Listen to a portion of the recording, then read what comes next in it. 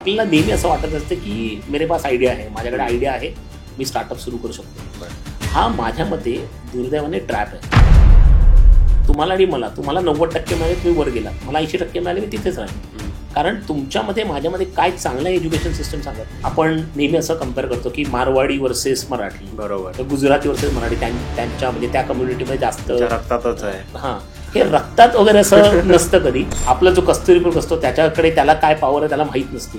अशा पद्धतीने आपल्या मराठी युवकांना आपल्यामध्ये काय पॉवर आहे ह्याचा अंदाज नाही. Startup failure rate 92%. Success story आपण बघतो ते 8% वाल्या बघतो, 92% बघत नाही. मला पुढच्या 30 वर्ष रूल करायचं, राज्य करायचं असेल तर तुम्ही लोकांची रिलेट व्हायला शिका. आयडिया क्लिक व्हायला इट्स जस्ट अ मिनिट.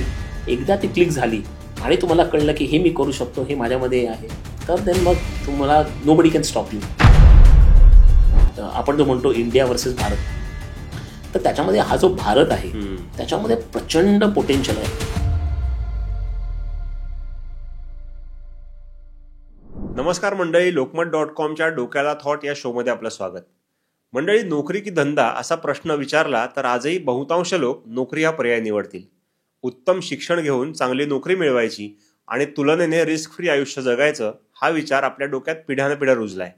ही मानसिकता बदलावी, तरुणांनी वेगळा विचार करावा, भविष्यात नव्या आयडिया आणि वेगळं विजन असलेले नवे उद्योजक घडावेत, या दृष्टीने सुशील भालचंद्र मुणगेकर काम करतायत. शाळा महाविद्यालयातील विद्यार्थ्यांना उद्योजकतेचे धडे देण्यासाठी सुशील मुणगेकर यांनी स्थापन केली आहे एनपॉवर. टाटासारख्या मोठ्या कंपनीतील नोकरी सोडून त्यांनी स्वतः स्टार्टअप सुरू केला आणि तो यशस्वीही करून दाखवला. करिअरचा परंपरागत मार्ग सोडून मुलांनी नव्या वाटा शोधाव्यात हे त्यांचं उद्दिष्ट आहे.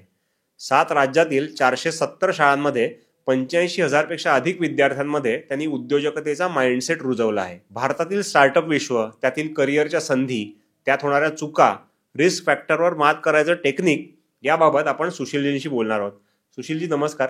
स्वागत तुमचं lokmat.com मध्ये. पहिला प्रश्न हाच आहे की स्टार्टअप हा सगळ्यांच्या आता परवलीचा शब्द झालाय, माहितीतला शब्द झालाय. तर स्वतःचा बिझनेस सुरू करणं, उद्योग सुरू करणं, व्यवसाय सुरू करणं एवढ्या पुरतच हे सीमित आहे का, याचं काही व्यापक रूप आहे स्टार्टअप म्हणजे? अगदी चांगल्या प्रश्नाला सुरुवात करतोय. सर्वप्रथम लोकमतच्या चॅनल आणि तुमच्या सर्व प्रेक्षकांना आणि रसिकांना माझा नमस्कार. आणि हा जो मुळात तुम्ही प्रश्न विचारलात की आपण जो उद्योग करतो तो व्यवसाय किंवा आपण जो उद्योग करतो आणि स्टार्टअप ह्याच्यामध्ये थोडासा फरक आहे. आपण समजा अगदी साधं उदाहरण घ्या की चहाची टपरी टाकली तर तो एक उद्योग झाला आणि त्याच्यातनं आपल्याला जर का मिनिंगफुल लाईव्हलीहूड किंवा इन्कम त्याच्यातनं मिळालं, मिळकत मिळाली, तर त्याच्यातनं आपण आपली उपजीविका चालू शकतो. हा अत्यंत सोपा साधा त्याच्यातला विषय झाला. परंतु स्टार्टअप हा खऱ्या अर्थाने फार वेगळा आहे. स्टार्टअपची इंग्लिश डेफिनेशन तुम्ही बघितली तर त्याच्यामध्ये असं लिहिलेलं आहे की स्टार्टअप हा कुठल्याही प्रकारचं व्हेंचर एंटरप्रेन्योरने हातात घेतलेलं, त्याच्यामध्ये you sick develop a scalable business model. म्हणजे तुम्ही एखादा कुठला तरी मॉडेल बघता की ज्याला आपण स्केल करू शकतो रॅपिडली. म्हणजे एक चहाचं दुकान काढणं व्यवसाय झाला, परंतु असे 100 स्टार्टअप, 100 चहाची दुकानं काढणं किंवा वेगवेगळ्या प्रांतांमध्ये काढणं हा स्टार्टअप झाला. तुम्ही किती फास्ट स्केलेबल करू शकता. म्हणून स्टार्टअप या शब्दामध्येच एक्सपेरिमेंटेशन आहे. बरं, फायनाईट असं नाहीये की मी हा स्टार्टअप केला असं नाहीये. तो स्टार्टअपमध्ये स्थित्यंतर होत जातात. स्टार्टअप वेगवेगळे आवर्तनं घेत जातो, ज्याला आपण रिवेक्टरिंग असं म्हणतो.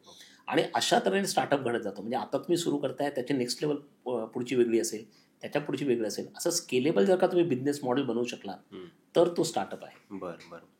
भारताचा जर विचार केला तर भारतातली सध्याची काय स्थिती आहे स्टार्टअपची? कारण चर्चा तर खूप होते, प्रत्यक्षात चित्र काय आहे ते ऐकायला आवडेल आणि जगाच्या तुलनेत आपण कुठे आहोत हे समजून घ्यायला आवडेल. भारतामध्ये तुम्ही म्हणताय तसं गेले 3-4 दशकं स्टार्टअप हा परवलीचा शब्द झालेला आहे. बँगलोर, पुणे हे जे IT हब्स आहेत त्याच्यामध्ये स्टार्टअप हा अधिक जोमाने बोलला जातो. बाकीच्या आपल्या Tier 1, Tier 2 सिटीजमध्ये किंवा छोट्या शहरांमध्ये अजून तितकासा तो पोचलेला नाही आहे. पाश्चिमात्य राष्ट्रांबद्दल जर का तुम्ही कंपॅरिझन केलीत, कारण तिथून हा स्टार्टअप मुळात आले, म्हणजे मुळात स्टार्टअप हे आलं सिलिकॉन व्हॅली आणि सॅन फ्रान्सिस्को त्या भागात आलं. आणि दुर्दैवाने स्टार्टअप हा थोडासा टेक्नॉलॉजीशी रिलेटेड झालाय की टेक्नॉलॉजी असेल म्हणजे स्टार्टअप. तर त्याच्यावर आपण नंतर बोलूच. पण तुमचा पहिला जो प्रश्न आहे की पाश्चिमात्य देशांमध्ये जो स्टार्टअप्स आलेले आहेत हा बेसिकली इनोव्हेशन लेड स्टार्टअप आहे. म्हणजे नवीन आयडिया, नवीन काहीतरी नवकल्पना करायची, एखाद्या ग्राहकाला एखादी सर्व्हिस वेगळ्या पद्धतीने द्यायची. अगदी साधं उदाहरण द्यायचं म्हणजे आपण उबर कॅब असं म्हणतो. आता त्याच्या आधी कॅब अस्तित्वात होत्या, मला जर का एखादी गाडी टॅक्सी करायची असेल तर मी एक टॅक्सी विकत घेईन, कर्जावरती घेईन आणि मग हळूहळू ते कर्ज फेडले की दुसरी टॅक्सी घेईन, मग तिसरी घेईन. फार फार तर माझ्या लाईफ टाईममध्ये मी 4-5 टॅक्सी घेईन, लोकांना चालवायला देईन. उबरने ज्यावेळी विचार केला त्यावेळी त्यांनी असा विचार केला की या सगळ्या टॅक्सी धारकांना मी एकत्र एका प्लॅटफॉर्मवर आणू शकतो का आणि त्याला ग्राहक अशी जोडू शकतो का. म्हणजे जस्ट ऑन अ ॲप, एका सिंगल मोबाईलमधल्या ॲपमध्ये त्याने ग्राहक आणि टॅक्सीचे चालक यांना कनेक्ट केलं. म्हणजे उबर आणि ओला आपलं भारतात एकही टॅक्सी त्यांची स्वतःची नाही आहे, पण त्यांनी कनेक्ट केलं. तर अशा पद्धतीने तुम्ही डिस्टर्ब करून इनोव्हेशन करून स्टार्टअप्स करू शकता का. मग ते एअरबीएनबी झालं किंवा अशा वेगवेगळे स्टार्टअप्स आले भारतामध्ये. दुर्दैवाने म्हणा किंवा कसं आहे, आणि इनोव्हेशनचा तसा आपल्याकडे तो पिंड नाही आहे गेल्या बऱ्याच वर्षांमध्ये, आणि त्याच्यात तो थोडासा एज्युकेशन रिलेटेड भाग पण आहे. परंतु भारतामध्ये जे स्टार्टअप्स आहेत हे कन्झम्पशन लेड स्टार्टअप आहेत. म्हणजे मुंबईमध्ये समजा तुमच्या स्वच्छ पाण्याचा प्रॉब्लेम नाही आहे तेवढासा, परंतु 40 किलोमीटर दूर तुम्ही वाड्याला गेलात तर तिथे पाण्याचा प्रॉब्लेम आहे. किंवा तुम्ही मुंबईमध्ये जे आहे ते तुम्ही थोडं धाराशिवला गेलात, सोलापूरला गेलात किंवा मराठवाड्यामध्ये गेलात तर तिथे वेगवेगळ्या प्रकारचे प्रॉब्लेम्स आहेत जे मुंबई पुण्यासारख्या शहरामध्ये नसते. म्हणजे तिथे कन्झम्पशन पोहोचण्यासाठी हे कन्झम्पशन आपण कसं देऊ शकतो अशा प्रकारचा स्टार्टअप्स भारतामध्ये जास्त प्रमाणात विचार केला जातो. म्हणून मग फूडच्या सर्व्हिसेस काढणं किंवा डिलिव्हरी करणं, साधं डिलिव्हरी करून आता आपण म्हणतो 10 मिनिटामध्ये क्विक कॉमर्स, घरामध्ये आपल्याकडे सगळ्या गोष्टी फोन केला की 10 मिनिटात येतात. ह्या सगळ्या सोयी सवलती कन्झम्पशन ज्या आहेत त्या प्रकारचा स्टार्टअप आहे. म्हणून भारतातला हा स्टार्टअप एकंदरीत डायव्हर्सिटी असल्यामुळे किंवा वेगवेगळ्या प्रकारची सामाजिक भौगोलिक परिस्थिती वेगळ्या ठिकाणी असल्यामुळे आणि एकंदरीतच आर्थिक इम्बॅलन्स असल्यामुळे सुद्धा भारतामध्ये पुढच्या 4-5 दशकामध्ये सुद्धा स्टार्टअप हा कन्झम्पशन लेड जास्त असणार आहे इनोव्हेशन लेड पेक्षा. बरोबर. आणि हे आपण लक्षात घेतलं पाहिजे. ओके. म्हणजे सगळ्यात महत्वाचं स्टार्टअपसाठी काय तर आयडिया असं म्हणता येईल. हो आणि नाही. अच्छा. कारण हो आणि नाही मी अशासाठी म्हणतो की आपल्याला नेहमी असं वाटत असतं की मेरे पास आयडिया आहे, माझ्याकडे आयडिया आहे, मी स्टार्टअप सुरू करू शकतो.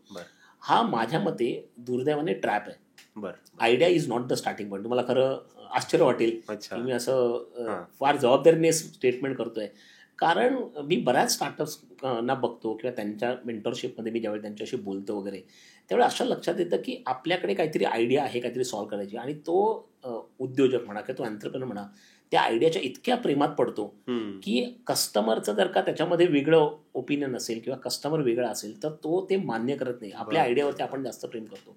म्हणून मी कुठल्याही उद्योजकाला पहिल्यांदा सांगतो की तुम्ही आयडियाच्या प्रेमात पडू नका. तुमच्यासाठी आयडियाच्या आधी 2 स्टेप्स आहेत. म्हणजे आयडिया येण्यासाठी आधी तुम्हाला मुळात प्रॉब्लेम आयडेंटिफाय करावा लागतो की तुम्ही कशासाठी आयडिया काढते, लोकांना काय समस्या आहे ती तुम्ही सोडवताय, मग तुमची आयडिया काही असू दे, आणि ती समस्या सोडवण्यासाठी त्याच्याही एक स्टेप तुम्ही आधी आलात तर तुम्हाला, ज्याला इंग्रजीमध्ये एम्पथी म्हणतात किंवा अगदी त्याचा मराठी शब्दशः अर्थ घ्यायचा तर त्याला तज्ञभूती म्हणतात, किंवा दुसऱ्यांशी रिलेट होणं. कुठल्याही ग्राहकाला कुठला प्रॉब्लेम आहे आणि तो का आहे, तो सॉल्व्ह करण्यासाठी माझ्यामध्ये काय ताकद आहे हे ज्यावेळी तुम्ही जाणाल त्यावेळी तुम्ही प्रॉब्लेम डिफाईन करू शकाल. ते प्रॉब्लेम डिफाईन करण्याचे मल्टिपल वेज असू शकतात, मल्टिपल वेगळ्या वेगळ्या गोष्टी असू शकतात.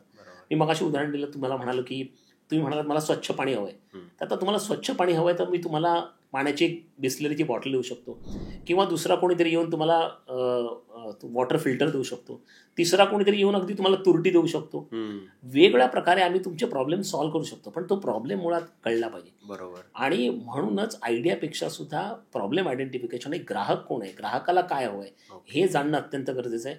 आपण फार आपल्या आयडियावरती प्रेम करतो, आणि याचं कारण असं आहे की ज्याला ट्रेडिशनल एंटरप्रेनरशिपमध्ये पाश्चिमात्य देशांमध्ये शिकवलं जातं की आयडिया चेंज होत जाते.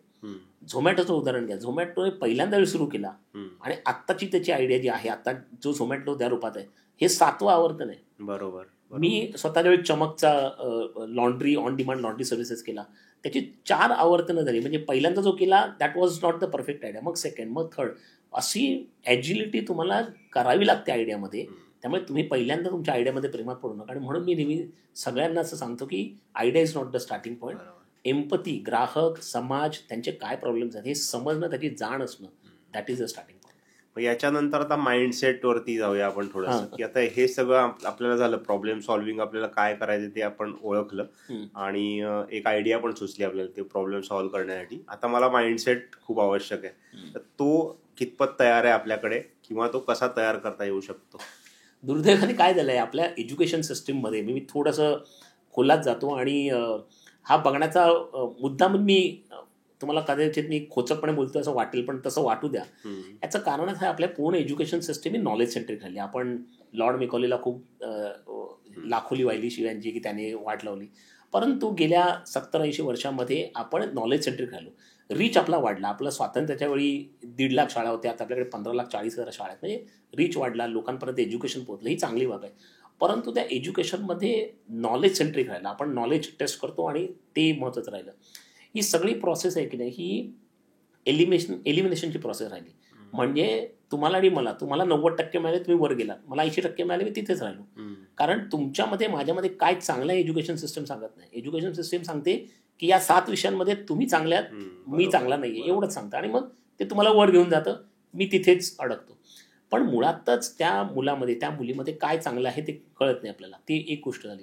दुसरं काय, सातत्याने आपलं जे एज्युकेशन सिस्टम आहे ही जॉब सेंट्रिक राहिली.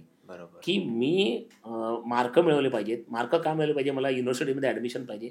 ते मला का पाहिजे? कारण मला चांगला जॉब मिळाला पाहिजे. म्हणजे IITचा टॉपर समजा म्हटलं, आणि IIT मी अशा अर्थाने म्हणतो की लौकिकदृष्ट्या असं म्हटलं तर IITचा topper is the brainy person.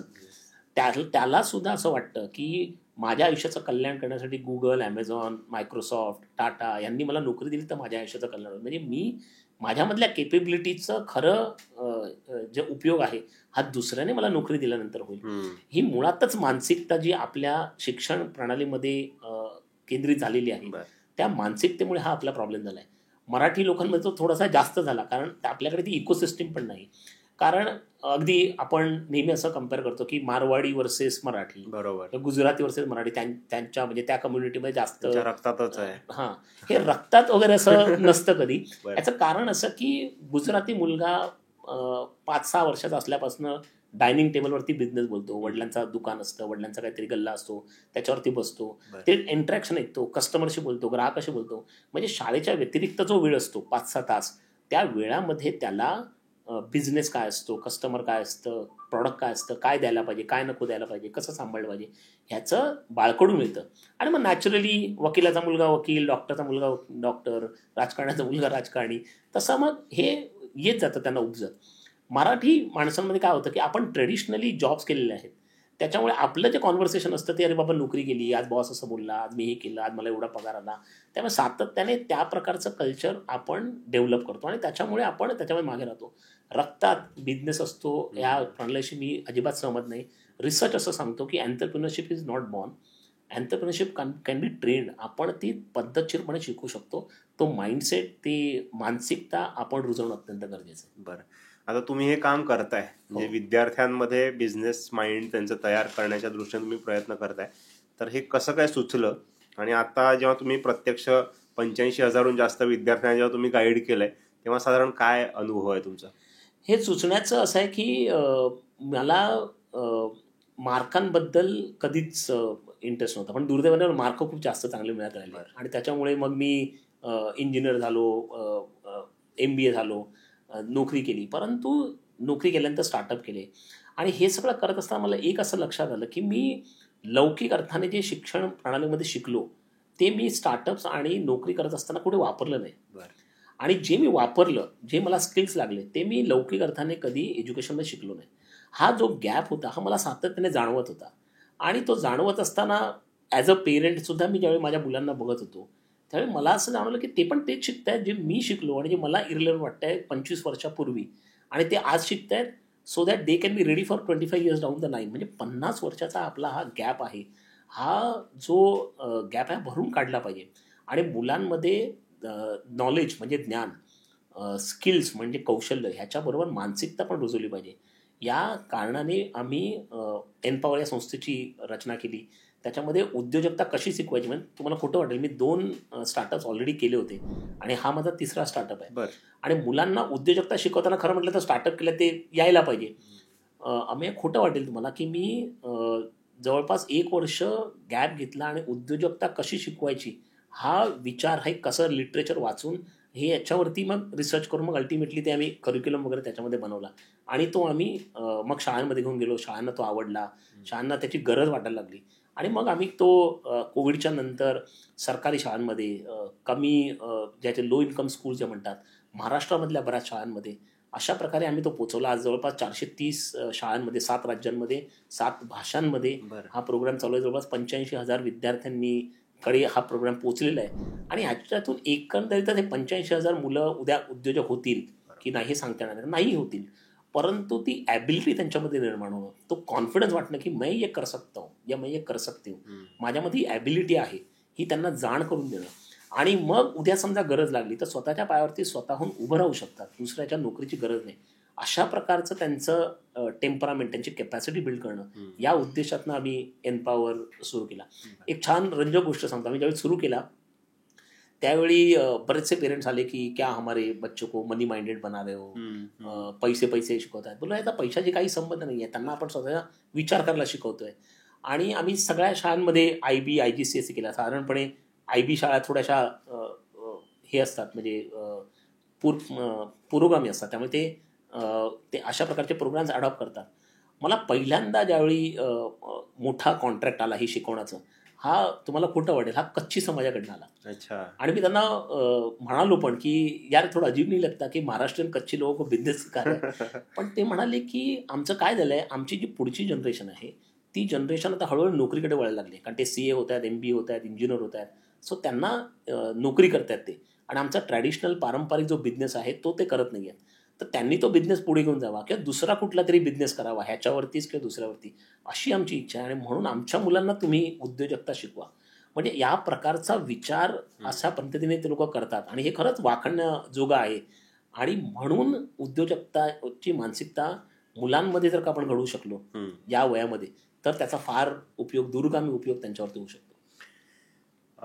आता या ज्या विद्यार्थ्यांना आपण तयार करतोय, तर त्याच्यातल्या अशा काही केस स्टडी आमच्याबरोबर शेअर करू शकाल की तुम्ही एखादा स्टार्टअपचं तुमचं सेशन झालं, त्याच्यातून एखाद्या विद्यार्थीने प्रेरणा घेतली आणि काहीतरी सुरू केलं आणि आज ते हळूहळू त्या काय रूपाचा वटवृक्षाच्या दिशेने वाटचाल चालली भन्नाट आहेत. मुलांच्या आयडिया मी सांगतो अनपॅरलल आहेत. मी जाहीरपणे असं सांगतो की मुलांमध्ये जी ability to connect the dots, म्हणजे मी जयपूरला जे बघितलं ते मी इथे कनेक्ट करू शकतो का, मी इथे जे बघितलं ते मी धाराशिवला कनेक्ट करू शकतो का, अशा पद्धतीचं कनेक्टिंग द डॉट जो म्हणतात, जो क्रिएटिव्हिटीसाठी अत्यंत उपयोगाचा आहे.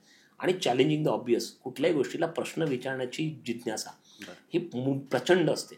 आणि त्याच्यामुळे त्यांची आयडिया जनरेट करण्याची पॉवर ही आपल्या 10 पट असते. आपण तर आता म्हणजे या वयात इरलेव्हंट झालं असं म्हणू शकतो मी.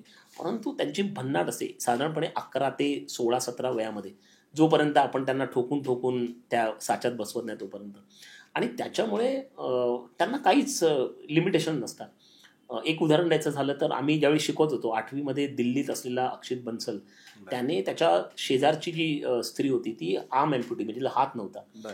आणि त्याच्या डोक्यामध्ये असं आलं की आपण जे प्रॉस्थेटिक हँड्स बनवतो ते सगळे कॉस्मेटिक असतात, ते फक्त लावले जातात आणि ते दिसायला म्हणून हात पूर्ण दिसतो, पण त्याचा काही उपयोग नसतो.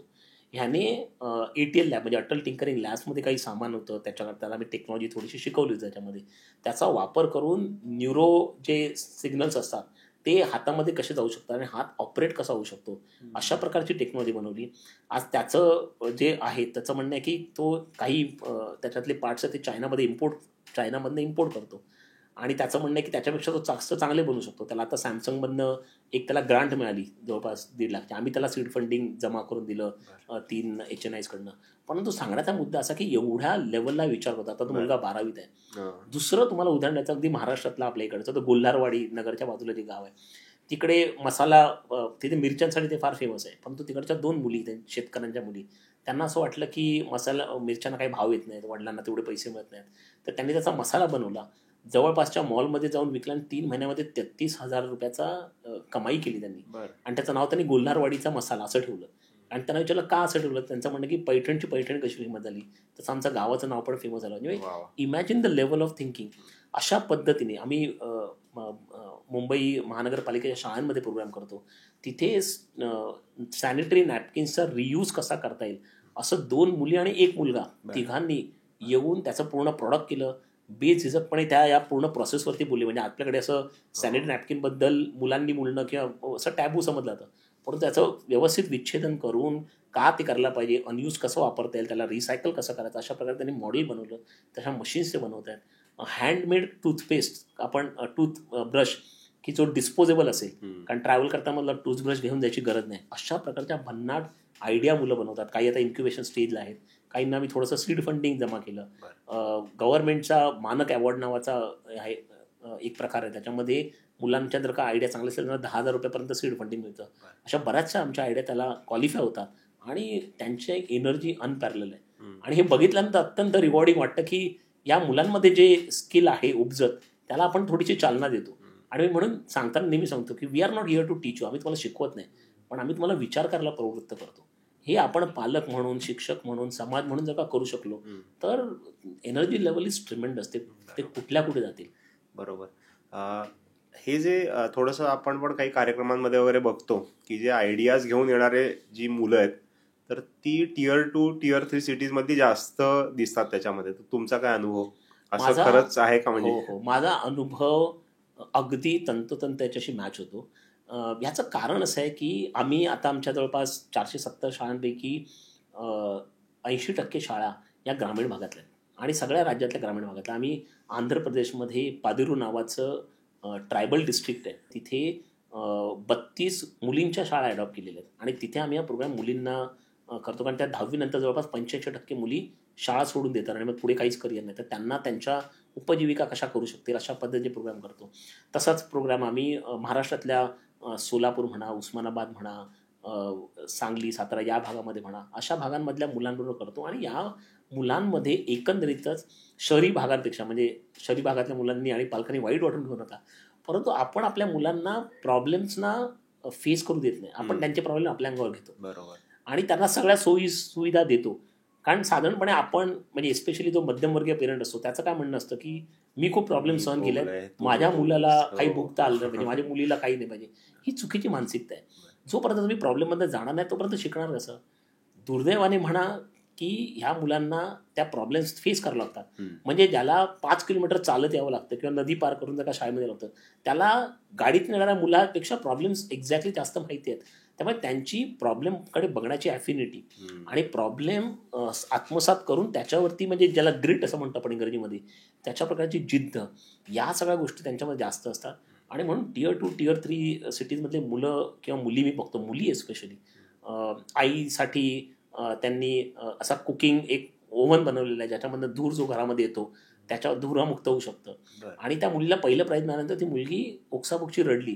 ती म्हणाली मला पहिल्यांदा माझ्या आईला दाखवायचं, कारण तिच्या आईला खोकल्यामुळे त्रास झाला होता. इतक्या पद्धतीने ते विचार करतात आणि म्हणून त्या आयडियाज फार भन्नाट असतात. आणि मुळातच विचार केला आपण तर आपण जो म्हणतो इंडिया वर्सेस भारत, तर त्याच्यामध्ये हा जो भारत आहे त्याच्यामध्ये प्रचंड पोटेन्शियल आहे. अजूनही मी मगाशी पहिल्यांदा म्हणालो जसं कन्झम्पशन लेड, अजून बऱ्याचशा कन्झम्पशन सोयीसुविधा तिथे पोचलेल्या नाही आहेत. तर या ठिकाणी उद्योजकतेच्या प्रचंड ऑपॉर्च्युनिटीज आहेत. दुर्दैवाने आपण त्यांना नोकरीच्या खाईमध्ये ढकलतो. नोकरी करायला माझा विरोध नाही, नोकरी करावी, परंतु केवळ नोकरीच करावी, उद्योजकतेकडे बघू नये आणि उद्योजकता आपल्याला जमत नाही म्हणून आपण ती करू नये, या मताच्या मी पूर्णपणे विरुद्ध आहे. तुम्ही आणि नोकरी किंवा उद्योग हे दोन्ही हे किंवा ते असं नाही आहे. तर तुम्ही नोकरी करून झाल्यानंतर उद्योग करू शकता, तुम्ही ते 8-10 वर्षांनी स्टार्टअप विकू शकता आणि पुन्हा एकदा नोकरीत जाऊ शकता. अशा प्रकारची स्थित्यंतर तुम्ही बघू शकता. परंतु तुमच्यामध्ये जर का पॉवर असेल तर चांगला पैसा कमवायचा असेल आणि तुम्हाला आर्थिक सुबत्ता करायची असेल, त्याचबरोबर तुम्हाला समाजाचे प्रॉब्लेम्सही सोडवायचे असतील, आणि समाजाचे प्रॉब्लेम सोडवायचे म्हणजे मी सामाजिकदृष्ट्या म्हणत नाही, अगदी प्रॉपर त्यातनं पैसे कमवून आणि एम्प्लॉयमेंट जनरेट करायचे असेल तर उद्योजकतेसारखा मार्ग नाही. त्याच्यामुळे आपण मुलांना त्याला एक्सपोज करायला पाहिजे. त्याच्यानंतर पुढे ते काय घेतील नाही घेतील तो त्यांचा प्रश्न आहे, पण त्यांना एक्सपोज करून त्यांना हे दाखवून दिलं की ही तुमच्यामध्ये कॅपॅसिटी आहे, तर ग्रामीण भागातली मुलं सरपास करतील असं माझं, केवळ मेट्रोला नाही तर जगभरातल्या मुलांना सरपास करतील असं माझं प्रांजळ मत आहे. आता आपण भारत इंडिया असा विचार केला, आता थोडंसं मराठी या मुद्द्याकडे येऊया. तर साधारण मराठी घरांमध्ये आजही ही मानसिकता जास्त बघायला मिळते की आधी बाबा तू नोकरीचं बघ, चांगलं शिक, नोकरी मिळव आणि मग पुढचं काय ते आपण बघू. तर तुम्हाला पण असाच अनुभव या सगळ्या ट्रेनिंग दरम्यान येतो का? आणि ही मानसिकता जर अजूनही असेल तर ती चेंज करण्यासाठी आपल्याला काय करावं लागेल त्याच्यासाठी? हो, आहे ती मानसिकता. दुर्दैवाने आपल्याला ऍक्सेप्ट करावं लागेल की ती मानसिकता आहे. आणि बाकीच्या राज्यांपेक्षा जर का म्हणाल तर मराठी आणि साऊथमधली राज्य, आपण प्रायमरी मराठी महाराष्ट्राकडे बघूया. ही मानसिकता का झाली आहे? कारण साधारणपणे ट्रेडिशनली असं झालं आहे की महाराष्ट्र शेतीप्रधान राज्य होतं, त्यामुळे शेतीमधनं बरंचसं इन्कम त्याच्यामध्ये येत होतं आणि त्याच्यामुळे तो मुबलकपणा होती. आणि त्यानंतर ब्रिटिश सरकार आलं, त्याच्यानंतर मग इंडिपेंडन्स मिळालं, या सगळ्यांमध्ये ज्या नोकरी मिळाल्या त्या नोकऱ्यांमध्ये मराठी जो तरुण होता तो स्थिर स्थावर झाला. म्हणजे बँकांमध्ये नोकरी असतील, LIC असेल, अशा पद्धतीच्या नोकऱ्यांमध्ये जो स्थिर स्थावर झाला. हा जो नवीन मिडल क्लास जो जनरेट झाला त्याने या नोकरीच्यामुळे आपल्याला कसं सक्सेस मिळालं ही फळं चाकलेली आहेत, म्हणजे ॲज अ पालक म्हणून. आणि त्याच्यामुळे त्यांना वाटतं की दिस इज प्रूव्हन मॉडेल. हे अशाच पद्धतीने जर का मला समजा सुरुवातीला 20,000ची नोकरी मिळाली, आज मी 60-70 1 लाखा पर महिन्यापर्यंत पोहोचलो, तर माझ्या मुलाने जर का शिक्षण घेतलं किंवा माझ्या मुलीने शिक्षण घेतलं तर तो चालू 50,000पर्यंत करेल, पोचेल 3 लाखापर्यंत, म्हणजे अपग्रेडेशन होईल. हा साधारणपणे विश्वास बसलेला आहे, म्हणजे त्याला अंधविश्वास असं म्हटलं पाहिजे तर आपण. पण ते झाल्यामुळे काय झालं आहे की ते एक सेफ्टी नेट आपल्या मनामध्ये निर्माण झालेलं आहे. आता तो सेफ्टी नेट चुकीचा बरोबर वगैरे हे वेगळे प्रश्न आहेत, परंतु त्याच्यामुळे एक रिस्क अवर्सनेस आलेलं आहे की कुठल्याही गोष्टीचं ग्रॅज्युएशन कर 21-22 पर्यंत, 23-24 पर्यंत पोस्ट ग्रॅज्युएशन कर, नोकरी मिळव, पैशाची सुबत्ता येऊ देत, एक ध्येय गाठा, आणि त्याच्यानंतर मग तुम्हाला पाहिजे तर मग तुला काय हवं ते कर, अशा पद्धतीचं साधारणपणे पालकांचं बोलणं असतं. आणि दुसरं काय झालंय मराठी साधारणपणे तरुणांमध्ये मी असं बघितलं की एक प्रकारचा आपण ज्याला म्हणतो ना की काही ठोकताळे आपण मांडलेले आहेत की 23-24 पर्यंत ग्रॅज्युएशन, मग 25-26 पर्यंत नोकरी, मग घर पाहिजे स्वतःचं 30 पर्यंत, आणि मग 35 पर्यंत सुबत्ता, लग्न, मुलं वगैरे. आणि या आपण स्वतःच मांडून ठेवलेल्या सारीपाटामध्ये आपण स्वतःलाच गुंडाळून ठेवलेलं आहे की हे माइलस्टोन समाजाने तयार केलेले आहेत की अरे बापरे, तू 25 वर्षात अजून नोकरी नाही आहे म्हणजे काहीतरी प्रॉब्लेम आहे तुझ्यामध्ये. अरे 30 वर्षाला तुझ्याकडे गाडी नाही आहे म्हणजे नक्कीच काहीतरी प्रॉब्लेम, 2 व्हीलर तरी पाहिजे तुझ्याकडे. अशा पद्धतीने आपण समाज म्हणून पण म्हणजे फार आत्मकेंद्रित झालो आहे. हे आपण तोडणं अत्यंत गरजेचं आहे. उद्योजक होत आहेत मराठीमध्ये, नाही असं नाही, आणि खूप चांगल्या चांगल्या आयडियाज येत आहेत, चांगले चांगले लोक चांगल्या आयडियाज घेऊन येत आहेत. परंतु ट्रेडिशनली आपण हे लिमिट ब्रेक करून आपल्या सभोवताच्या गोष्टींमध्ये आपण कसं कॉन्सन्ट्रेट करू शकतो आणि त्यातनं आपण कशा प्रॉब्लेम आयडेंटिफाय करून स्वतःचा उद्योग चालू करू शकतो आणि त्याला भरभराटीला कसं आणू शकतो. म्हणजे मी आता मागच्या आठवड्यामध्ये भोरला गेलो होतो शाळांमध्ये, तर त्यांचं मुलांशी बोलल्यानंतर त्यांचं असं म्हणणं आहे की सर आम्हाला करिअर करायला पुण्याला यायचं आहे. पुण्याच्या मुलांशी बोलतो ते म्हणतात आम्हाला मुंबईला वगैरे यायचं आहे, मुंबईची मुलं म्हणतात आम्हाला सॅन फ्रान्सिस्कोला यायचं आहे, न्यूयॉर्कला यायचं आहे. न्यूयॉर्कच्या मुलांशी आम्ही मागच्या 2 महिन्यापूर्वी एक हे केला होता, त्यांचा एक वर्कशॉप घेतला होता. त्यांचं म्हणणं आम्हाला इंडिया द्यायचं आहे, कारण पुढच्या 2-3 दशकामध्ये जी काही सगळी धमाल होणार आहे, इंडियाचा डेमोग्राफिक जो डिव्हिडंड आहे, सगळ्यात लार्जेस्ट लोकसंख्या आहे, वाढती आर्थिक हे आहे, आपण ग्रो होतोय, बाकीचे देश थोडे स्टॅग्नेट होत आहेत, तर त्यांना भारतामध्ये यायचं, कारण भारतामध्ये त्यांना असं वाटतं की मोठी बाजारपेठ आहे, मोठं काहीतरी क्रांती होणार आहे. म्हणजे हे चक्र असं आहे. तर आपल्याच गावामधल्या लोकांना आपण म्हणतो ना की कधी कधी त्या तो जो हा असतो काय म्हणतात त्याला, आपल्याच कस्तुरी मृग असतो, आपला जो कस्तुरी मृग असतो त्याच्याकडे त्याला काय पॉवर आहे त्याला माहीत नसते. अशा पद्धतीने आपल्या मराठी युवकांना आपल्यामध्ये काय पॉवर आहे ह्याचा अंदाज नाही आहे. तर समाज म्हणून जर का आपण एक इकोसिस्टम तयार करू शकलो, एनकरेजमेंट करू शकलो की तू उद्योग करतोयस तर तुला मी एनकरेजमेंट करतो, आपण एक नेटवर्क तयार करू शकलो, त्याला मराठीमध्ये किंवा इंग्रजीमध्ये त्याला स्टार्टअप इकोसिस्टम असं म्हणतात. तर आणि केवळ मी त्याला संकुचित मराठी अशा तऱ्हेने म्हणणार नाही आहे, परंतु तुम्ही एकंदरीतच आपले जे लोक आहेत त्यांना जर का तुम्ही वर काढण्यासाठी त्यातनं तयारी करू शकत असाल. दुसरी महत्त्वाची गोष्ट हे न होण्याची कारण असं आहे की हे जे लिटरेचर आहे बरंचसं, आता जे मी फ्रँकली मी स्टॅनफर्डमध्ये जाऊन एक्झिक्युटिव्ह लर्निंग प्रोग्राम केला, त्यामुळे बऱ्याचशा गोष्टी मला तिथे कळल्या. आता या सगळ्या गोष्टी आहेत, हा सगळा लिटरेचर इंग्रजीमध्ये अवेलेबल आहे, हा मराठीमध्ये तितकासा आलेला नाही आहे. आणि त्याच्यामुळे मराठी जो तरुण आहे तो इंग्रजी कॉन्टेंट वाचतो किंवा कन्झ्युम करतो किंवा पॉडकास्ट सारख्या गोष्टी बघतो, परंतु जिथे तो अडतो तिथे मग ते सोडून देतो. अशा बऱ्याच लोकांकडे मी बघितलेलं आहे. म्हणजे आता सोलापूरमध्ये आमचं एक सेशन झालं होतं आणि बरेच मराठी तरुण आले होते आणि ते मला म्हणाले की सर आम्ही त्या टी व्हीवरती एक शो चालू आहे स्टार्टअपचा, तर त्याच्यामध्ये आम्ही बऱ्याचशा गोष्टी आहेत, तो बिझनेस मॉडेल, कॅनव्हास, MVP, ह्या मला कळत नाही, ह्या मला समजून सांगा, टर्म्स काय आहेत. तर हे लिटरेचर जर का पूर्णपणे मराठीमध्ये आलं आणि त्यासाठी मी खरं म्हटलं तर स्वजीवी महाराष्ट्र नावाचं एक चळवळ आम्ही सुरू केली त्याच्यामध्ये. स्वजीवी म्हणजे स्वजीवीचा इंग्रजी अर्थ सेल्फ रिलायंट, बरोबर. आणि स्वजीवीची जर का तुम्ही फोड केली तर स्वजीवी, स्वप्न, जिद्द, विश्वास. म्हणजे स्वप्न बघण्याची उर्मी, ती सत्यात आणण्याची जिद्द, आणि ते मी करू शकतो असा विश्वास, असं स्वजीवी महाराष्ट्र.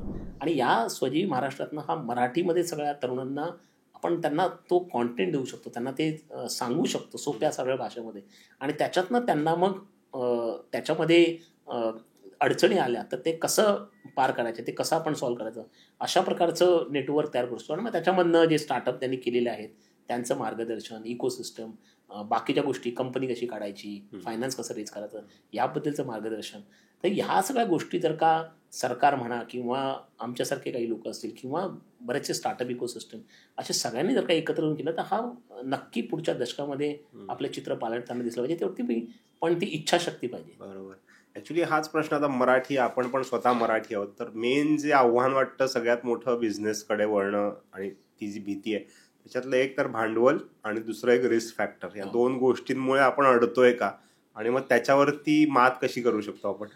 खूप चांगला प्रश्न आहे. रिस्क आणि उद्योग म्हणजे रिस्क हा समीकरण ठरवलेलं आहे.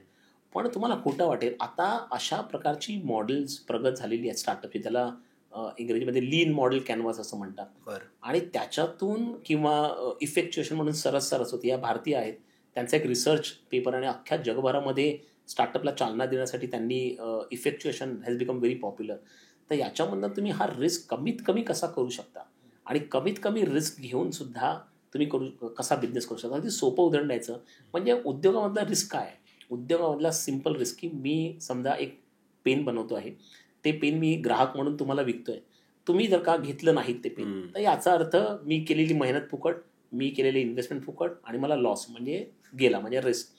आता ही रिस्क जर का एलिमिनेट करायची असेल तर माझं पेन सुधारण्यापेक्षा सुद्धा तुम्हाला कुठल्या प्रकारचं पेन पाहिजे, ग्राहकाला एक्झॅक्टली काय पाहिजे, त्याचा काय पेन पॉईंट आहे, या मुळापर्यंत तुम्ही जर का जाऊन पोचला तर तुमच्या बिझनेसची रिस्क हळूहळू कमी झाली. मग ग्राहकाला नक्की काय पाहिजे, त्याला काय हवं आहे, ह्याच्या जे टेक्निक्स आहेत, त्याची ज्या फ्रेमवर्क आहेत, त्या फ्रेमवर्क अवेलेबल आहे, तीच मानसिकता अवेलेबल आहे, ते जर का तशा पद्धतीने आपण बिझनेस घडू शकलो तर रिस्क तर काही कमी करू शकत नाही आपण, परंतु रिस्क आपण एलिमिनेट करू शकत नाही, झिरो करू शकत नाही, पण तो कुठलाच रिस्क आपण एलिमिनेट करू शकतो. बरोबर. पण आपण तो मिनिमाइज करू शकतो. त्याचप्रमाणे भांडवलची जी लागतं ते पण आपण बऱ्याच अंशी ते कमी करू शकतो. लोकांना असं वाटतं की माझ्याकडे आयडिया आहे, दुसरा कोणीतरी मला भांडवल देईल तर मी चालू करेन. मी त्यांना म्हणतो कृपा करून करू नका, कारण दुसऱ्याच्या पैशावरती आपण करू शकत नाही. तुम्ही स्वतःचं जे पहिलं जे भांडवल असतं, ज्याला आपण बूट स्ट्रॅपिंग असं म्हणतो, ते जमा करून पहिल्या आयडिया तयार करून, अगदी प्रोटोटाईप छोटंसं त्याची प्रतिकृती तयार करून जर का तुम्ही ग्राहकाला कन्व्हिन्स करू शकला तर तुम्हाला पैसे मागण्याची गरज नाही, पैसे ज्यांच्याकडे आहेत ते तुम्हाला चीज करतील. अशा प्रकारची इकोसिस्टम आहे. परंतु तोही मी मगाशी म्हणाल तसं ती मानसिकता आणि ते ट्रेनिंग मराठी माणसांपर्यंत पोहोचणं अत्यंत गरजेचं आहे. मला स्वतःचा बिझनेस सुरू करायचा आहे किंवा मला स्टार्टअप सुरू करायचं आहे असं जे स्वप्न बघतायत, त्यांनी कोणत्या दोन गोष्टी अशा आहेत ज्या आत्तापासूनच स्वतःमध्ये आत्मसात करायला पाहिजे? एक म्हणजे रूढ अर्थाने म्हणायचं झालं तर मी मगाशी म्हणालो तसं की एम्पथी, लोकांशी रिलेट व्हायला सुरुवात करा. आणि त्याचे पॉवरफुल टेक्निक्स म्हणजे अगदी सोपे ज्या लहान मुलांमध्ये पण असतात. ऑब्झर्वेशन म्हणजे तुम्ही बघत राहणं आणि निरीक्षण करणं, श्रवण म्हणजे लिस्निंग, आणि क्युरिओसिटी म्हणजे तुमचा प्रश्न विचारणे. या सातत्याने तुम्ही आयडेंटिफाय करत राहा प्रॉब्लेम्स तुमच्या आजूबाजूचे, आणि तुमच्यामध्ये ज्या काही स्किल्स आहेत, तुमच्यामध्ये जे काही कौशल्य आहेत, त्याचा उपयोग करून तुम्ही हे प्रॉब्लेम्स कशा नाविन्य पद्धतीने करू शकता. आणि हे मी प्रामाणिकपणे सांगतो, ह्याला तुम्हाला MBA डिग्री नको, त्याला तुम्ही इंजिनियर नको, हे अत्यंत सामान्यातल्या सामान्य शिकलेला मुलगा मुलगी सुद्धा करू शकतो, प्रोव्हाइडेड तुम्हाला ते करता आलं पाहिजे. तर ही जी गोष्ट आहे ही सातत्याने तुम्हाला करता आली पाहिजे. तुम्हाला आयडिया आज बसल्या बसल्या येईल, उद्या येईल, या महिन्यात येईल, या वर्षात येईल, कदाचित 4 वर्ष येणार नाही, परंतु सातत्याने, ज्याला आपण ऑपॉर्च्युनिटी इव्हॅल्युएशन असं म्हणतो, की कुठली ऑपॉर्च्युनिटी माझ्यासाठी चांगलं आहे. मराठी तरुणांमध्ये आणखीन एक वाढता प्रकार मी असं बघतोय, अरे मी चहाचा बिझनेस छान करतो, ह्याला जर का जमतो तर मला पण जमेल ना, मी का नाही करू शकत, मी तर ह्याच्यापेक्षा जास्त 2 बुक शिकलोय. असं होत नाही, कारण तो बिझनेसची आयडिया ही ज्याची त्याची असते. आणि दुसरी गोष्ट म्हणजे तुम्हाला त्या बिझनेसमध्ये पैसे जास्त आहेत म्हणून तो करताय. तुम्हाला ते मुळात एक तर तुमची ती कौशल्य असलं पाहिजे, तुम्हाला तो प्रॉब्लेम भिनला पाहिजे, तुम्हाला ते सोडवण्यासाठी तुम्हाला तो म्हणजे रात्री झोप नाही आली पाहिजे की हा प्रॉब्लेम कसा सॉल्व्ह करू. मग ही आयडिया माझी फील झाली तर या आयडियाने, ही आयडिया फील झाली तर त्या आयडियाने, अशा पद्धतीने तुम्हाला तो प्रॉब्लेम भेडसावता आला पाहिजे. अशा पद्धतीने ज्यावेळी तुम्हाला रात्री अपरात्री असं तुम्हाला वाटत राहतं की मुझे कुछ भी करके प्रॉब्लेम सॉल्व्ह करणार, मला हे सॉल्व्ह करायचं आहे, हे ज्यावेळी वाटत होतं त्यावेळी तुम्ही त्या एंटरप्रेन्योरशिपच्या टिपिंग पॉईंटला आलाय. तोपर्यंत अरे इथे जळगावमध्ये आता बनाना वेफर्सचा बिझनेस खूप चालला आहे, 2-4 जणांनी केला आहे, मग तो मला पण करता येईल. अशा पद्धतीने बिझनेसमध्ये कृपा करून पडू नका किंवा एंटरप्रेन्योरशिपमध्ये पडू नका. तुम्ही म्हणजे तुम्ही चुकीच्या मार्गावरती जाताय. पण तो प्रॉब्लेम सातत्याने मला सोडवा असं वाटतोय, असं ज्यावेळी वाटत असतं त्यावेळी मग तुम्ही नोकरी सोडून म्हणा किंवा तुम्ही जे काही शिक्षण करता ते पूर्ण करून तुम्ही त्याच्यामध्ये उतरू शकता. दुसरा एक भाग असा होतो की जसं तुम्ही म्हणाल की याचा चहाचा व्यवसाय चालला, दुसरा चहाचा व्यवसाय करायला लगेच मी का नाही करू शकत.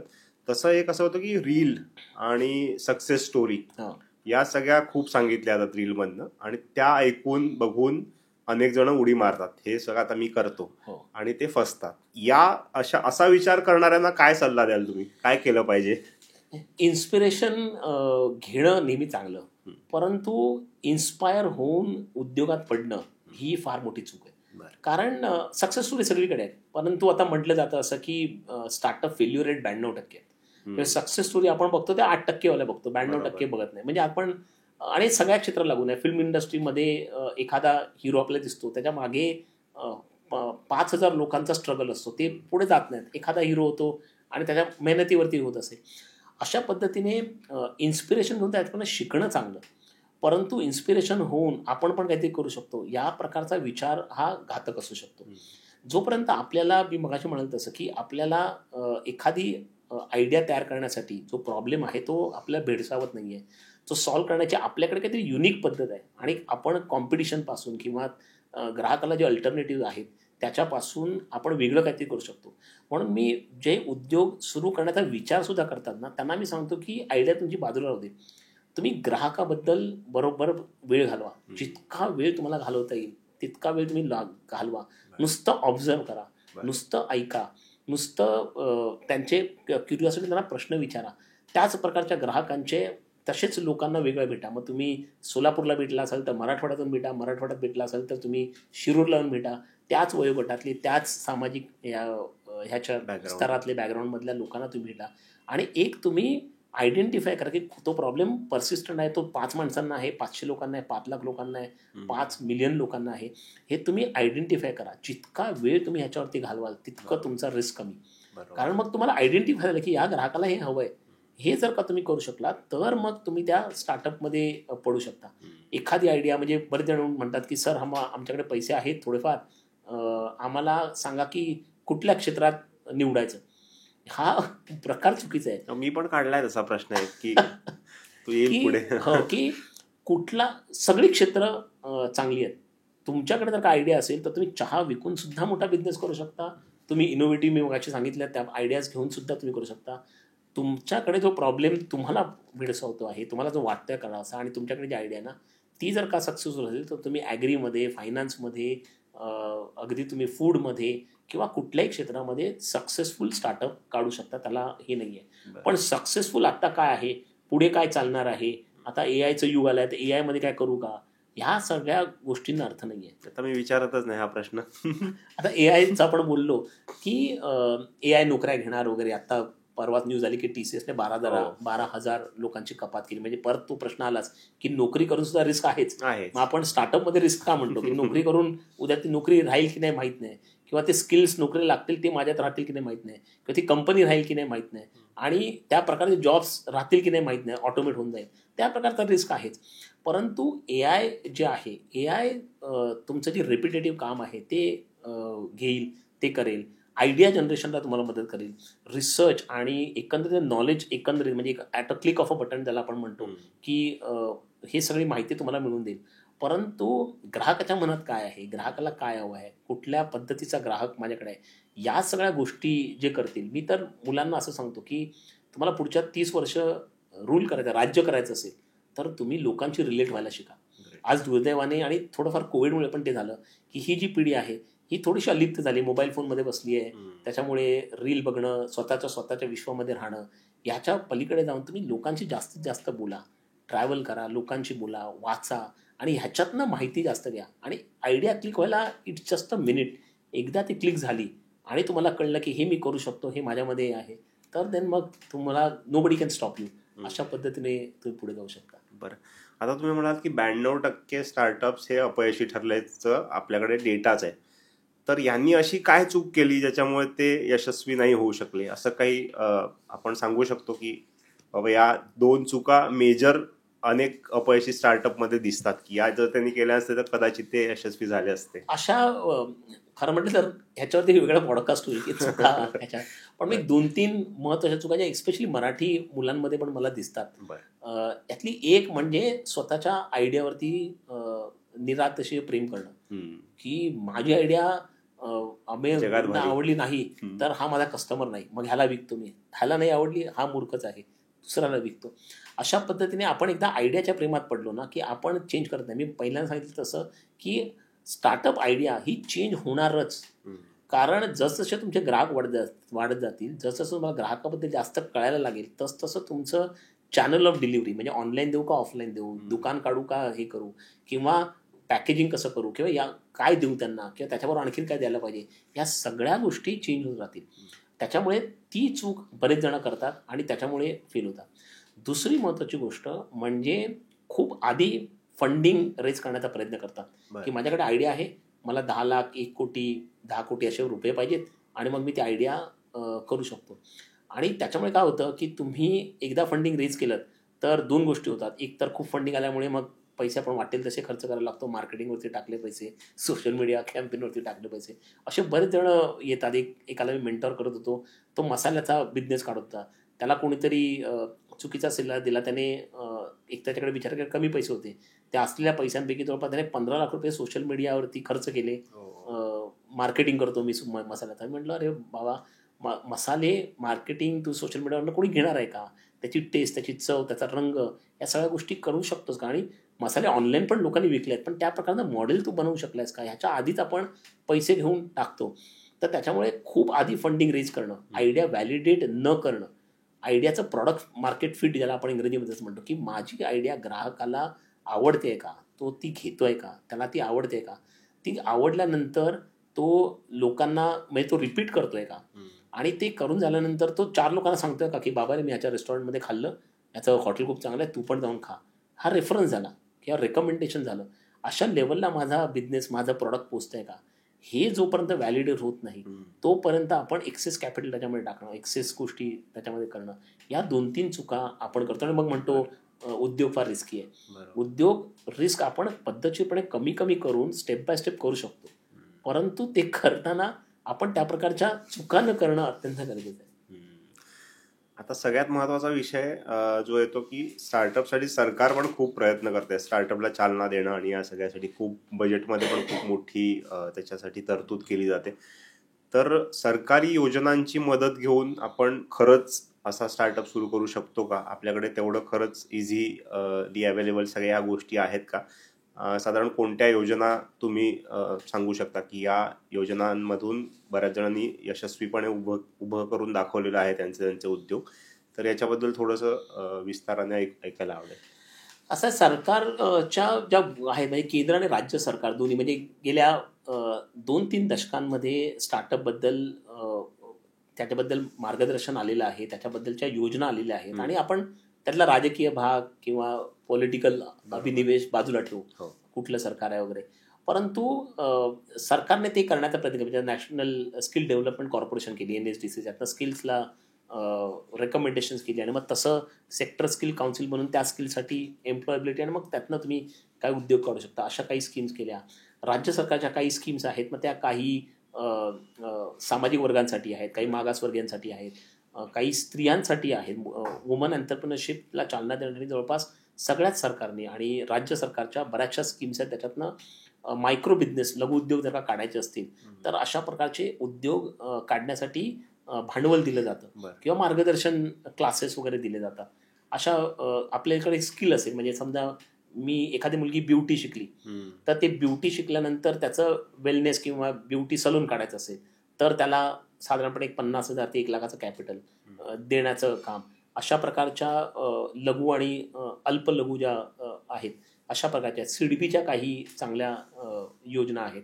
परंतु कसं आहे माहिती आहे का, की या सगळ्या योजना अल्टिमेटली तुमच्याकडे आयडिया असेल तर तुम्हाला पैसे मिळतील. मग त्याचं व्हॅलिडेशन, त्याच्यामध्ये वेळ लागतो, डॉक्युमेंटेशन पण खूप आहे आणि ते डॉक्युमेंटेशन मग तो पैसा परस्पर दुसरीकडे कुठे जाऊ नये वगैरे अशासाठी डॉक्युमेंटेशन काही वेळा ते लांबतं.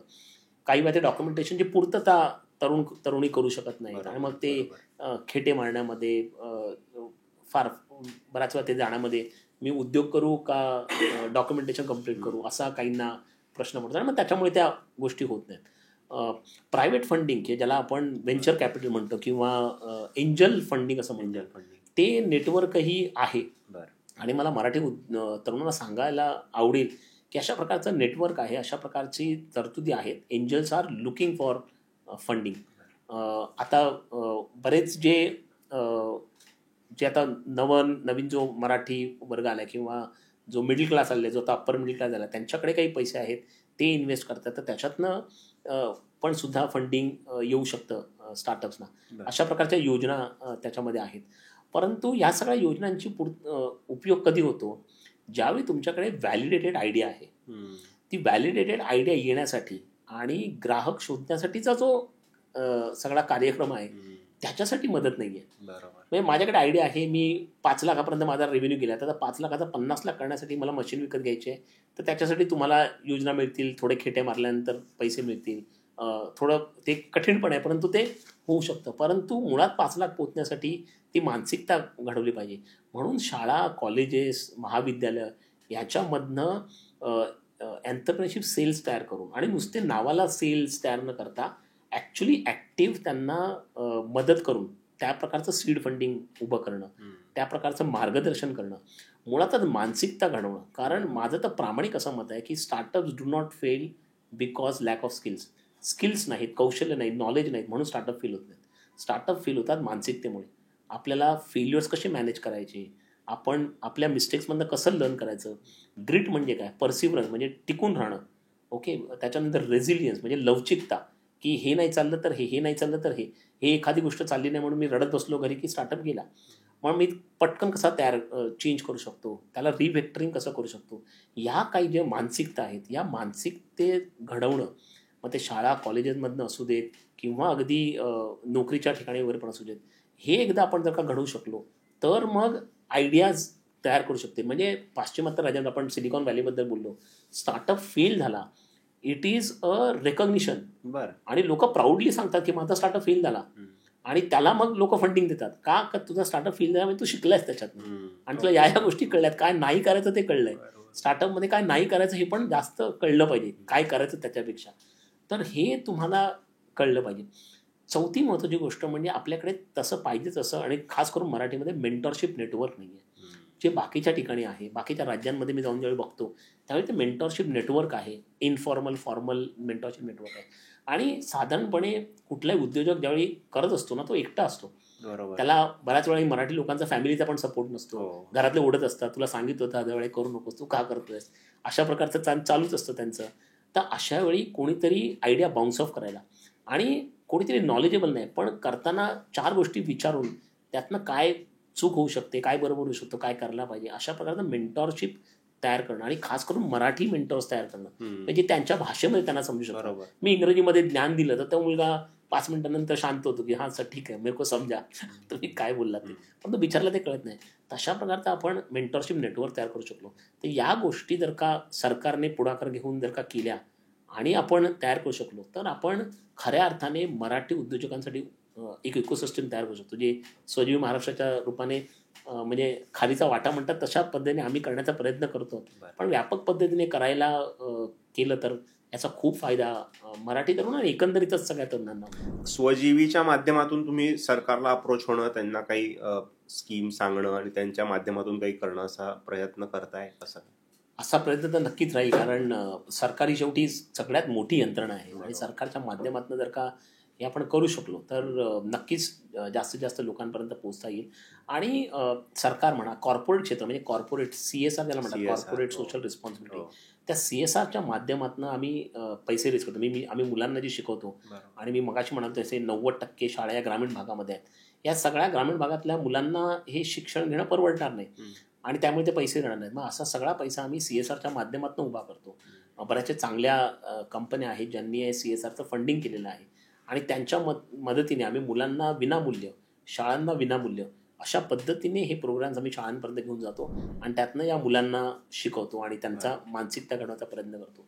तर सरकारी यंत्रणा आहे, काही निमसरकारी यंत्रणा ज्या आहेत, कॉर्पोरेट सोशल रिस्पॉन्सिबिलिटी आणि एकंदरीतच कॉर्पोरेट हा विलिंगनेस जर का आपण एका संलग्न प्लॅटफॉर्मवरती आणू शकलो आणि ती इकोसिस्टम मी मगाशी म्हणलं, मग मेंटॉर्स आहेत, काही उद्योजक आहेत ज्यांना परत म्हणजे समजा माझा फूडमध्ये एज्युकेशन, आता माझा एज्युकेशनमध्ये आहे, तर एज्युकेशनमध्ये जे स्टार्टअप करत असतील त्यांना मला मार्गदर्शन करायला आवडेल.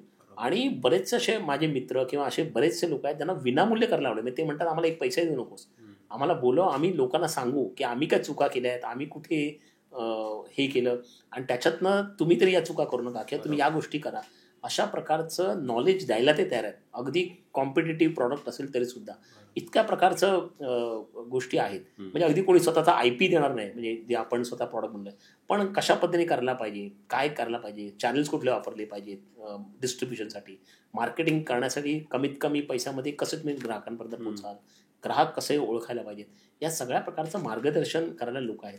या सगळ्यांना आपण एका व्यासपीठावरती जर का आणू शकलो तर आपण नक्कीच या प्रकारचं म्हणजे एक नेटवर्क तयार करू शकतो. बरोबर. म्हणजे एकंदर आमचे जे स्टार्टअप बद्दलचे जे काही वेगवेगळ्या म्हणजे भीती जी होती की बाबा हे पाऊल टाकावं का, तर मला वाटतं की ती तुमच्या जी काही तुम्ही पूर्ण माहिती दिली त्याच्यानंतर ती निघून जाईल. नक्कीच त्याचं सगळ्या शंकांचं निराकरण होईल आणि प्रॉब्लेम सॉल्व्हिंगसाठी म्हणजे काय प्रॉब्लेम आहे हे कळणं, दुसरा भाग तुमची आयडिया आणि जास्तीत जास्त लोकांपर्यंत जाऊन तुम्ही त्यांना भेटून त्यांची काय समस्या आहे आणि ती आपण कशी सोडवू शकतो आपल्या आयडियाच्या माध्यमातून, याच्यावरती फोकस करणं, या 3 गोष्टी जर केल्या तर पुढचं भांडवल आणि या सगळ्या गोष्टी तुमच्याकडे आपोआप चालून येतात. मुळातच ना, अगदी तुम्ही म्हणालात तसं, तर भीतीचं तुम्ही म्हणालात ना, तर अगदी सोपं उदाहरण देतो की आपण काठावर बसून स्विमिंग पोहायला शिकू शकत नाही. त्यासाठी आपल्याला पाण्यात उडी मारावी लागते. तुम्ही सायकलवर न बसून मी बघतो फक्त व्हिडिओ आणि सायकल शिकतो असं होत नाही. त्याच्यामुळे तुम्हाला सायकलवर बसावं लागतं, दोनदा पडावं लागतं, लागावं लागतं, मग तुम्ही शिकता. अशा पद्धतीने माझं आव्हान आहे, असं नम्र विनंती आहे तुमच्या माध्यमातून लोकांना आणि पालकांना एस्पेशली, की तुमच्या मुलांना, तुमच्या तरुणांना, जे आपले युथ जे म्हणतो, त्यांना एक एंटरप्रेन्युअर सायकल म्हणजे एक छोटासा उद्योग, अगदी काही असू देत, तो त्यांना करायला द्या. त्यांना सेल काय तो कळू देत, विकायचं कसं ते कळू देत, त्यांना बनवायचं कसं कळू देत, लोकांशी बोलू देत, त्यातनं ट्रान्झॅक्शन कळेल. ह्या गोष्टी एकदा केल्या ना तरच ही मनातनं भीती जाईल. केवळ आपण लांब राहिलो, बापरे उद्योजकता, स्टार्टअप हे डिफिकल्ट, आपल्याला जमणार नाही, तर मग आपण काठावर बसून राहू, पाण्यात कधी उडी मारणार नाही. आणि पाण्यात आपण उडी मारल्यानंतर आपण हातपाय मारतोच, आपण स्वतःला, कारण ती मनुष्याचा स्थायी स्वभाव आहे, तर तो आपण करतोच. तो करून तो माणूस उभा राहील आणि त्याच्यानंतर मग स्विमिंगमध्ये करिअर करायचं का नाही हा आपला ज्याचा त्याचा प्रश्न आहे. मग तुम्ही करा नका करू, पण उद्या पूल आला आणि मला पोहावं लागलं तर मला स्विमिंग येत नाही, आता मी मेलो, अशा पद्धतीने आपण मुलांना वाढवूया नको. आपण त्यांना ते स्किल देऊया, ती मानसिकता देऊया, ती वापरतील नाही वापरतील, पण तो एक स्थायी त्यांच्यामध्ये ती मानसिकता येणं अत्यंत गरजेचं आहे. नाही, खूप खूप महत्वाचा विषय होता हा सगळा. मानसिकतेचा भाग आहे. भांडवल वगैरे सगळं नंतर येईल. तुम्ही एक आयडिया शोधा आणि त्याच्यावरती काम करा, तुम्हाला नक्की यश मिळेल, असा सरांनी दिलेला मंत्र आहे असं समजूया. आणि सर, तुम्ही आलात, ही सगळी आमची शंकांचं निरसन केलं, त्याबद्दल खूप खूप धन्यवाद. खूप धन्यवाद. तुमच्या माध्यमातून मला या सगळ्या लोकांपर्यंत पोहोचता आलं, तुमच्याशी सगळ्यांशी बोलता आलं, काही जे विचार ते मांडता आले आणि यातनं चर्चा व्हायला पाहिजे, त्याच्यातनं आणखीन प्रश्न यायला पाहिजेत. काही प्रश्न असतील तर ते आपण घेऊ शकतो. अशा पद्धतीने ही चळवळ पुढे गेली पाहिजे, कारण याच्यामध्ये there is no right or wrong की हे बरोबर हे चूक. ह्या चर्चा जर का होत राहतील तर आपण त्याच्यातनं हा विचार पुढे नेऊ शकतो. बरोबर. धन्यवाद. थँक्यू.